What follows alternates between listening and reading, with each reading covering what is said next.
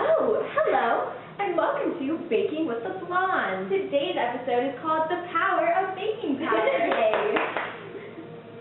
Let's keep mixing. Okay. A phone call. Wow. Let's answer it. Okay. Hello? Hi, we're making French breakfast muffins. Oh my God! Us too. That is so cool. I know. Awesome. So we have some questions for you. We forgot to buy baking powder at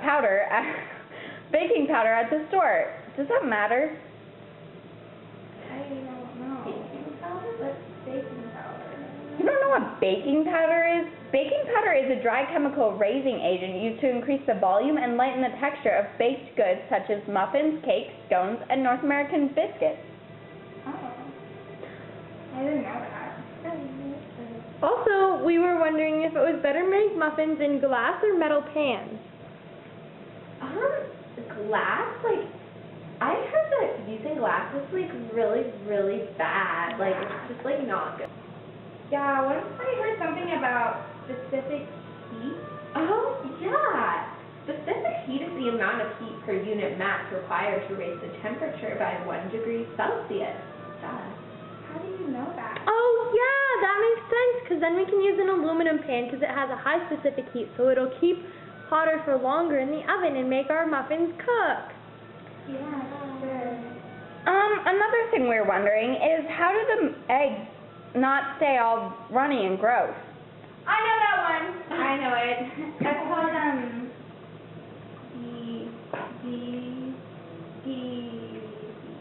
denaturization? Yeah, that's Oh, it. okay.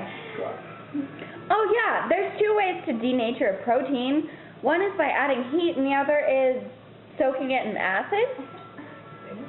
Well, since we can't soak it in acid, how do we actually heat the muffins? Put it in the oven. It doesn't matter. What about the different kinds of heat transfer, like conduction? Oh yeah, conduction. It's the transfer of thermal energy between regions of matter due to a temperature gradient. Heat spontaneously flows from a region of higher temperature to lower temperature and reduces temperature differences over time. Oh, okay. Well, that's all the questions we have today. Yeah. This has been this week's episode of Baking with the Blondes. Next week, we'll be talking about baking brownies. Catch us next week. Bye. Here are the muffins. Yesterday, we had these two girls call us and tell us that we needed baking powder in our muffins. We didn't believe them, but we were super curious, so we decided to try. On the left are the ones with baking powder, and on the right are the ones without. We think the ones on the right will be yummier, but we'll see. Here they go into the oven. Yay! We have to set the timer to 15 minutes because that's what the rest is.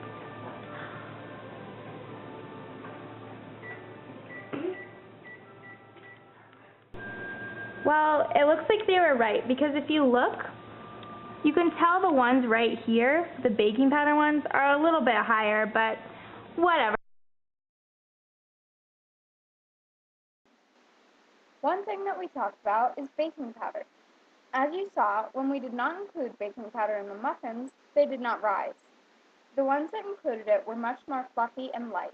It can therefore be concluded that the baking powder is what causes baked goods to rise. Another thing we learned today is that every material has a different specific heat. Pots and pans with a higher specific heat, such as aluminum and glass, take longer to heat up, but once they do, they can retain the heat for a longer period of time. The specific heat of aluminum is higher than that of glass, which is why we decided to use aluminum for cooking our muffins. Another question that was asked today was about what makes the eggs turn into a solid. We discussed a process called denaturing. When heat is added to the egg, the structure of the proteins is destroyed, causing the egg to change from a liquid into a solid. This process can also occur by soaking eggs in acid. This is just as effective as cooking, but not quite as safe. The fourth and final thing that we discussed today was the different ways that heat can be transferred. There are 3 different ways that heat can move from one object to another. and those are radiation, conduction, and convection. Radiation is when heat is transferred across space or air, like in the oven.